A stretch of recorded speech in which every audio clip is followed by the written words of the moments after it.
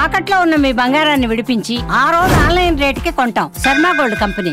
నమస్కారం, సుమన్ టీవీకి స్వాగతం. నేను మానస. ఈ రోజు మనతో పాటు ఉన్నారు జ్యోతిష్య రత్న, జ్యోతిష్య చక్ర వైభవ నిపుణ డాక్టర్ రాళ్లపల్లి రవికుమార్ గారు. వారితో మాట్లాడదాం. జూన్ నెల మాసానికి సంబంధించిన మాస ఫలితాల గురించి తెలుసుకుందాం.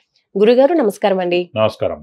గురుగారు, ముందుగా ఈ జూన్ మాసంలో ద్వాదశ రాశులకి సంబంధించి అంటే నవగ్రహాలు ద్వాదశ రాశుల్లో ఏ ఏ స్థానాల్లో ఉన్నాయో ముందుగా వివరించండి. తప్పకుండా. శరదిందు సమాకారే పరబ్రహ్మ స్వరూపిణి వాసరాపీఠ నిలయే సరస్వతి నమస్తుతే. సుమన్ టీవీ ప్రేక్షకులకి నమస్కారం.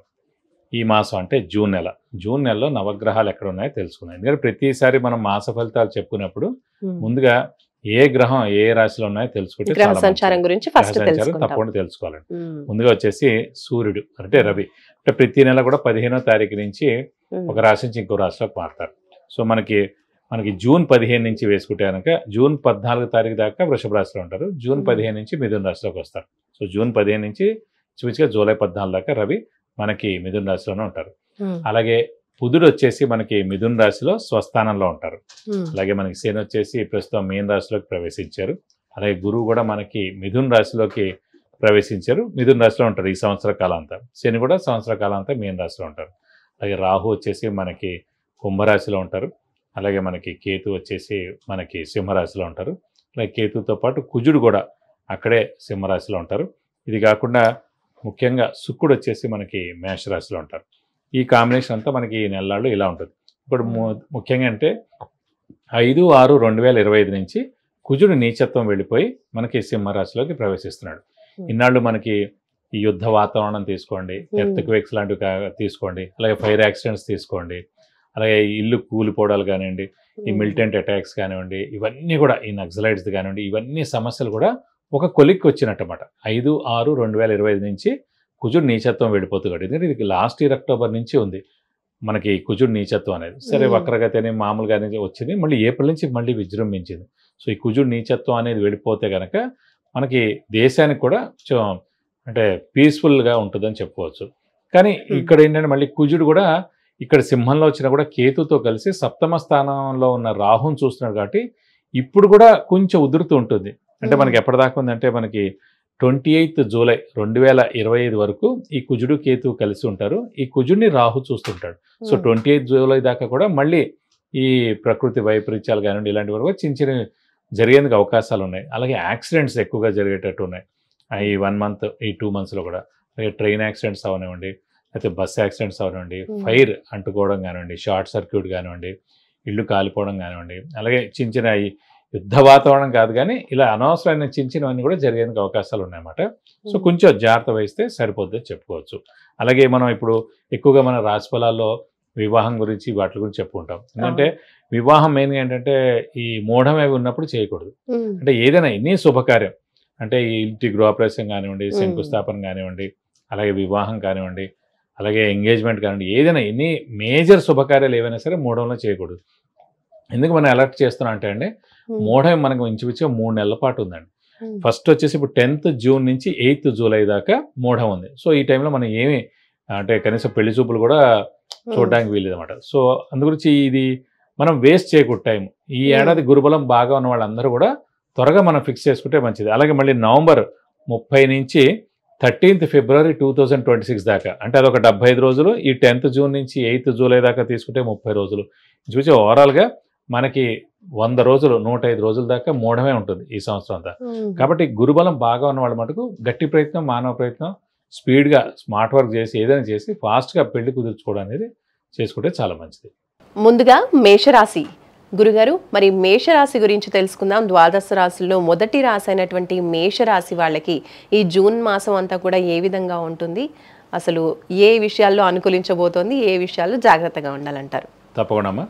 మేషరాశి అనగానే మనకి అశ్విని 1, 2, 3, 4 పాదాలు, భరణి 1, 2, 3, 4 పాదాలు, కృత్తిక 1 పాదం. ఈ నక్షత్రాల సమూహంతో మనకి మేషరాశిలోకి వస్తుంది.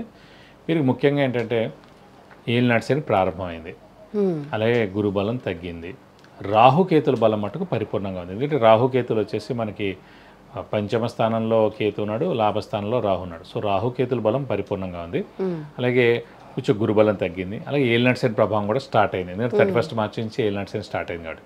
ఇంకోటి ముఖ్యంగా ఏంటంటే చెప్పుకునేది మేషరాశికి అధిపతి కుజుడు, ఇక్కడేమో ఏలినాడు శని. కుజుడికి శనికి అస్సలు పడదండి. అందుకే చూడండి 31 మార్చి తర్వాతే మనకి ఈ యుద్ధ వాతావరణం అంతా కూడా బాగా ఎక్కువైంది, చాలా ఎక్కువగా అవడం గల కారణం. అలా అని చెప్పి మేషరాశికి ఇలా అయిందని కాదు, సాధారణంగా మేషరాశిలోనే శని నీచస్థానం అనమాట. కాబట్టి కుజుడికి శనికి అస్సలు పడదన్నమాట. కాబట్టి ఈ ఉధృతి ఎక్కువగా ఉంటుంది. కానీ ఇప్పుడే స్టార్ట్ అయింది కాబట్టి, అది కూడా 12th హౌస్ అంటే మీనరాశిలో ప్రస్తుతం శని ఉన్నాడు కాబట్టి అంత ఉధృతి ప్రస్తుతం లేదు. ఈ 2.5 years అయితే అంత ఉధృతి ఉండదు మేషరాశి వారికి, పర్వాలేదు అనమాట, మధ్యస్థంగా ఉంటుందని చెప్పుకోవచ్చు. అలాగే ప్రస్తుతం ముఖ్యంగా ఏంటంటే ఈ రాశ్యాధిపతి అయిన కుజుడు కూడా మేషరాశికి నీచ స్థానంలో ఉన్నాడు గత ఏప్రిల్ నుంచి. సో అందుకని బాగా కష్టాలు అనుభవిస్తున్నారు. శ్రమ కాలం ధనం వ్యర్థం అవుతుంది, అవసరానికి డబ్బులు సమకూరట్లేదు, రావాల్సిన బాకీలు వసూలవట్లేదు, షేర్స్ స్పెక్యులేషన్స్ ఇవన్నీ కూడా కలిసి రావట్లేదు, మధ్యవర్తిత్వం కూడా వహించకుండా ఉండడం మంచిది. అలాగే ఎవరికైనా హామీలు ఉండడం అవి కూడా ఉండకుండా ఉండడం మంచిది. ఎందుకంటే కనుక అవన్నీ ఉంటే అనవసరంగా ఇరుక్కుపోవడం ఇవన్నీ కూడా ఉంటాయి. లేకుండా శని వ్యయస్థానంలో ఉన్న కూడా విపరీతమైన ఖర్చు ఉంటుంది, నిద్ర తక్కువగా పడుతుంది, స్ట్రెస్ స్ట్రెయిన్ మానసిక ఆందోళన ఇలాంటివన్నీ కూడా చాలా ఎక్కువగా ఉంటాయి అన్నమాట. సో ఆరోగ్య విషయంలో కూడా కొంచెం జాగ్రత్త వహిస్తే మంచిది. ఇంట్లో పెద్దవాళ్ళు కానీ చిన్నపిల్లలు కానీ వారి ఆరోగ్యం కూడా జాగ్రత్తగా వహిస్తే సరిపోద్ది. అలాగే కూడా ఇలాంటి సమయాల్లో కూడా డబ్బు కూడా ఎవరికి ఇవ్వకండి, ఇస్తే కనుక తిరిగి రావు. ఎందుకంటే ఇప్పుడు కరెక్ట్గా మనకి శని వ్యయస్థానంలో ఉన్నాడు కాబట్టి ఖర్చు స్థానంలో ఉన్నాడు కాబట్టి ఎంత జాగ్రత్త అయినా ఎంత పొదుపురైనా సరే మన డబ్బులు ఇవ్వక తప్పదు కొంతమంది అడిగినందుకు. సో ప్రతిసారి వస్తూ ఉంటాయి. ఎందుకంటే అప్పుడు శని బలం బాగుంది, గురు బలం బాగుంది కాబట్టి. ఇప్పుడు ప్రస్తుతం ఏంటంటే మనకి లేవు కాబట్టి బలాలు. సో ఇప్పుడు ఖచ్చితంగా మనం డబ్బులు అడిగితే కనుక ఇవ్వాల్సి వస్తుంది. ఇచ్చినప్పుడు కూడా తప్పకుండా ఆ డబ్బులు వెనక్కి తిరిగి రావు. సో జాగ్రత్తగా ఉండడం ఉత్తమం. అలాగే వ్యాపారస్తులు ముఖ్యంగా ఏంటంటే గడ్డు కాలమనే చెప్పాలి. కాబట్టి ఖచ్చితంగా మీరు మటుకు కొత్త వ్యాపారం స్టార్ట్ చేయొద్దు, అలాగే ఎక్స్పాన్షన్ జోలికి వెళ్ళొద్దు. అలాగే విద్యార్థులు కూడా కొంచెం బాగా పడితే కానీ ఉత్తీర్ణత శాతం పెరగదు. అలాగే ముఖ్యంగా ఏంటంటే మనకి ఉన్నత చదువుకోవడానికి కూడా ర్యాంక్ సాధించాలి కూడా కొంచెం బాగా కష్టపడితే కానీ అవుతుంది. అంటే స్మార్ట్ వర్క్ చేయాలి, హార్డ్ వర్క్ చేయాలి విద్యార్థులు. అలాగే మొత్తం అన్ని పరిశ్రమలు అనుకోండి, క్రీడాకారులు అనుకోండి, రాజకీయ నాయకులు అనుకోండి, పత్రికా రంగం అనుకోండి, యూట్యూబ్ రంగం అనుకోండి, మీడియా రంగం అనుకోండి, సినిమా రంగం, అలాగే విద్యార్థులు అందరూ కూడా కొంచెం గడ్డు కాలం అనే చెప్పాలన్నమాట. సో బాగా దైవబలం పెంచుకోండి, అలాగే గురువుని దర్శించండి, తీర్థయాత్రలు చేయండి, దైవబలం పెంచుకోండి, అలాగే దాన ధర్మాల్లో పాల్గొనండి. ఏదైనా సంఘంలో కార్యక్రమాలు జరుగుతుంటే అది పాల్గొనండి.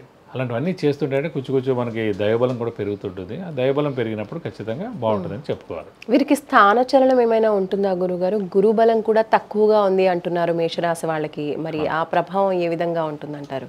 ముఖ్యంగా స్థానచలనం ఎందుకు ఉంటుందంటే అండి, వ్యయ స్థానంలో శని ఉన్నప్పుడు ఖచ్చితంగా స్థానచలనం ఉండేందుకు అవకాశం ఉంది. ఆ స్థానచలనం అంటే ఇల్లు మార్పు కానీ, ఉద్యోగ మార్పు కానీ, ట్రాన్స్ఫర్ అవ్వడం కానీ, లేదంటే వేరే ఊరికి వెళ్ళడం కానీ, అక్కడ జాబ్ ఎత్తుక్కోవడం కానీ, ఇలాంటివన్నీ కూడా జరిగేందుకు అవకాశాలు ఉన్నాయి. సో ఎప్పుడు ఏంటంటే గ్రహాలతో పాటు మనం కూడా సంచరించాలండి. ఏలినాటి శని వచ్చింది కదా అని భయపడకూడదు. ఒక బాస్ తోటి మనకి బాగా క్లోజ్నెస్ పెరిగింది, ఆ ఉద్యోగం మనకి చాలా బాగుంది, అది మన ఇంటికి దగ్గరగా ఉంది, లేకపోతే ఎన్నో ఉంటాయి. అలాంటివన్నీ చూసి మనం ఆగిపోకూడదు అక్కడ. మనకు ఒక ప్రమోషన్ వచ్చేలా ఉంది, లేకపోతే వేరే జాబ్లో పెద్ద పోస్ట్ వచ్చేలా ఉంది, అందుకని ఇప్పుడు కూడా నవగ్రహాలతో పాటు మనం కూడా సంచరిస్తే మనకి ఏ ఇబ్బంది ఉండదు. ఇప్పుడు నిజంగా మనకు ఒక అవకాశం వచ్చింది, అవకాశం వచ్చినప్పుడు మారిపోతే మంచిది.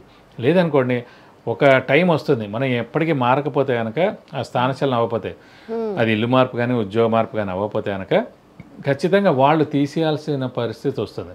లేదంటే అప్పుడు నిజంగా మనం ఇప్పుడైతే ఒక మంచి ప్లేస్లో వేస్తారండి, అప్పుడు అనుకోండి నిజంగా మనకి చాలా దూరం ఉన్న ప్లేసు, మనకి ఇష్టమైన లేని ప్లేసు ఏదో ఊర్లో వేసారనుకోండి, ట్రాన్స్ఫర్ చేసారనుకోండి, అప్పుడు చాలా కష్టం అవుతుంది. సో అందుకని మనం గ్రహాలతో పాటు సంచరిస్తే మనకు చాలా మంచిదని చెప్పుకోవచ్చు. ఇంకా మీరు ఆ గురుబలం గురించి అడిగారు. గురుబలం అనేది ఏంటంటే మెయిన్గా మన రాశి నుంచి 2, 5, 7, 9, 11 స్థానాల్లో గురువు సంచరించినప్పుడు సంవత్సర కాలం పాటు అక్కడ ఉంటాడు కాబట్టి దాన్ని గురుబలం అంటారు. సో ఈ 5 రాశుల్లోనే, అంటే ఈ 5 స్థానాల్లోనే గురువు ప్రవేశించినప్పుడు మన రాశి నుంచి దాన్ని గురుబలం అంటారు. ప్రస్తుతం ఇక్కడ ఏమైందంటే మనకి 3వ స్థానంలో ఉన్నాడు. 3వ స్థానం అంటే ఏంటి? పరాక్రమ స్థానం. అలాగే సోదరులు, అంటే మనకన్నా తమ్ముళ్ళు కానీ చెల్లెలు కానీ స్థానం. సో మనకన్నా తమ్ముళ్ళు కానీ చెల్లెలు కానీ ఎవరైతే ఉన్నారో వాళ్ళకి చాలా బాగుంటుంది. అలాగే కమ్యూనికేషన్ స్కిల్స్, రైటింగ్ స్కిల్స్ కూడా కారకుడు 3rd ప్లేస్ అన్నమాట. సో అవి కూడా చాలా బాగుంటుంది. సువర్ణ అంటే మెయిన్గా బంగారంకి కూడా కారణం గురువు అండి. 3rd హౌస్ కూడా మనకి మెయిన్ కొనే ఐటమ్స్ ఇవన్నీ కూడా అందులోకి వస్తాయి. సో గురువే 3rd హౌస్లో ఉన్నాడు కాబట్టి ఖచ్చితంగా మేషరాశి వారు సువర్ణం కొనేందుకు అవకాశాలు కూడా చాలా ఎక్కువగా ఉన్నాయని చెప్పుకోవచ్చు. కాబట్టి ఈ గురుబలం తక్కువగా ఉండడం చేతండి ఈ సంవత్సరం అంతా కూడా మనకి వివాహం ఆలస్యం అవడం, సంతానం ఆలస్యం అవడం, ఫారెన్ టూరు విజిట్స్ అసైన్మెంట్స్ ఇవన్నీ కూడా ఆలస్యం అవడం. అంటే ఒక్క పిసరు ఫారెన్ టూరు విజిట్స్ అసైన్మెంట్స్ ఒక్కటే ఎందుకు కలిసి వస్తాయంటే అండి, అక్కడ ఏలినాడ్సే నడుస్తాం కాబట్టి స్థానచలనం ఉంది కాబట్టి అలా వెళ్ళేందుకు అవకాశం ఉంది తప్ప మామూలుగా అయితే ఇప్పుడు శుభకార్యాలు ఏవైనా అంటే గృహం కానివ్వండి, పెద్ద వాహనం కానివ్వండి, వివాహం కానివ్వండి, సంతానం కానీ ఇవన్నీ కూడా మనకు కష్టం అన్నమాట. ఈ సంవత్సరం అంతా కూడా కొంచెం కష్టంగా ఉంటుంది. నెక్స్ట్ ఏడాదే పెట్టుకోవాలి తప్ప అంత ఈజీ అయితే కాదు. కాబట్టి గురుబలం తక్కువగా ఉంది కాబట్టి గురుబలం పెంచుకోవడానికి మనం ప్రయత్నిస్తే సరిపోతుంది. గురుబలం పెంచుకోవాలన్నా, ఉన్నటువంటి చిన్న చిన్న సమస్యలు తొలగిపోవాలన్నా ఏ పరిహారాలు పాటించాలంటారు? మనకు ముఖ్యంగా ఏంటంటే గురుబలం తక్కువగా ఉన్నప్పుడు దక్షిణామూర్తిని పూజించడం, అలాగే దత్తాత్రేయ స్వామిని పూజించడం, అలాగే దక్షిణామూర్తి శ్లోకం, దక్షిణామూర్తి అష్టోత్తరం, అలాగే దత్తాత్రేయ స్వామి అష్టోత్తరం రోజు చదువుకుంటే చాలా మంచిది. అలాగే ప్రతి గురువారం వెళ్ళితే కనుక మనం దత్తాత్రేయ స్వామి టెంపుల్కి వెళ్ళి 40 ప్రదక్షిణాలు చేస్తే చాలా మంచిది. ఈ సంవత్సరం కాలం అంతా కూడా గురుబలం ఉండదు కాబట్టి ప్రతి గురువారం ఫిక్స్డ్గా ఉపవాసం అనేది పెట్టుకుంటే చాలా మంచిది. ఇంక గురుబలం తక్కువగా ఉంది కాబట్టి పెళ్ళిళ్ళకి కానివ్వండి, సంతానం కానీ ఇవన్నీ కూడా ఆలస్యం అవుతున్నాయి కాబట్టి గృహానికి కానీ వాటికి కూడా కాబట్టి గురువుకి 16,000 సార్లు జపం చేయించి శనగపప్పు కేజీంపో ఒక ఎల్లో లుంగి 1000 రూపాయల వర్త్ గోల్డ్ ఐటమ్ దానం ఇస్తే కనుక దోషం మొత్తం పోతుంది. అలాగే ఎప్పుడైనా మనం దానం చేసినప్పుడు ఈ సంవత్సర కాలం ఎప్పుడైనా సరే గురువారం రోజున ఒక కేజీంపో శనగపప్పు దానం ఇస్తే బ్రాహ్మడికి చాలా మంచిది. దాంతోపాటు 100-200 రూపీస్ క్యాష్ కూడా ఇస్తే చాలా మంచిది. అలాగే ఎక్కడైనా జరుగుతుంటాయి, ఫర్ ఎగ్జాంపుల్ ఇప్పుడు రాబోయే వినాయక చవితి ఉన్నాయి, దసరా ఉన్నాయి, ఇలాంటివన్నీ జరుగుతుంటాయి. ఆ టైంలో కూడా శనగపప్పుతో చేసే వంటకాలు ఏమైనా ఉన్నా, స్వీట్స్ ఉన్నా కూడా, లేదంటే శనగపిండి ఇచ్చినా కూడా అలాంటి అంటే అక్కడ జరిగే అకేషన్స్ బట్టి మీరు కనుక దానం ఇస్తే కనుక గురువు యొక్క దోషం తొలగిపోయి మీకు అన్ని విధాలు మంచి చేకూరుతుంది. రైట్ గురుగారు, ధన్యవాదాలు. నమస్కారం. చూసారు కదండి, మేషరాశి వాళ్ళకి ఈ జూన్ మాసం అంతా కూడా ఏ విధంగా ఉండబోతోంది, అలాగే ఎటువంటి పరిహారాలు పాటించాలి అనే విషయాలు గురుగారు తెలియజేశారు. చూస్తూనే ఉండండి సుమన్ టీవీ. నమస్తే.